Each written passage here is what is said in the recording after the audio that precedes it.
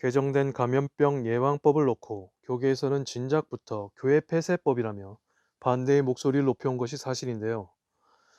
부산에서 교회의 운영 중단 및 시설 폐쇄까지 논의되고 있는 것으로 알려졌습니다. 부산시 서구청은 관내 한 교회에 7일 0시부터 10일 동안 운영 중단 명령을 내렸습니다.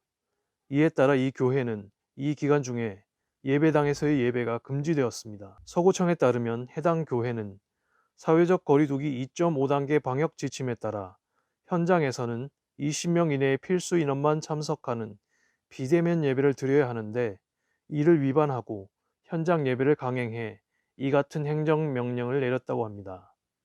부산시는 이 교회를 이미 7차례나 고소했습니다.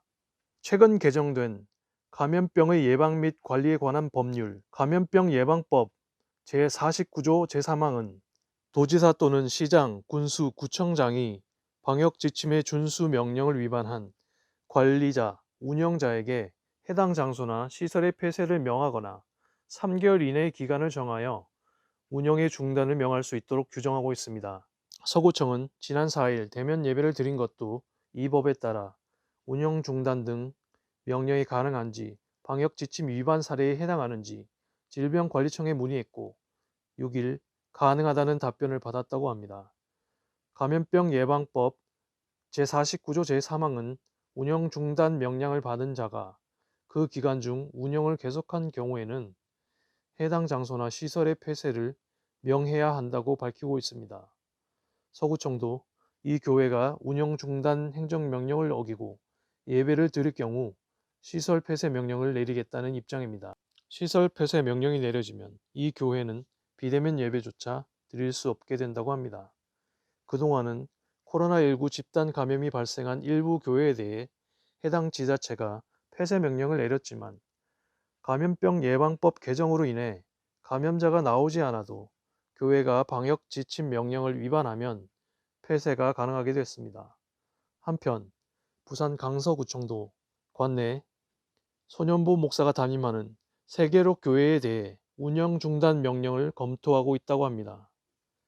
강서구청은 이미 행정 지도로서 경고 조치는 내린 상태입니다. 이 교회 역시 대면 예배를 드려왔으며 수차례 고발을 당하기도 했습니다.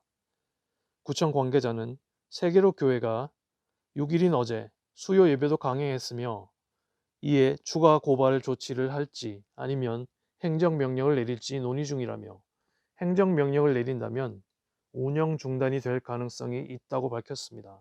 세계로교회 소년보 목사는 방역당국이 교회 폐쇄를 명령할 경우 법원에 집행정지 가처분을 내겠다고 말했습니다. 손 목사는 이 같은 명령이 예배를 드릴 수 있는 교회의 고유 권한을 침해한다고 보기 때문입니다. 부산의 사례처럼 교회에 대한 방역당국의 운영 중단 명령이 현실화되고 교회 시설이 폐쇄될 위기에까지 놓이면서 최근 개정된 감염병 예방법을 교회 폐쇄법이라고 했던 교계의 우려가 기우가 아니었음이 드러나고 있다는 지적이 나오고 있습니다.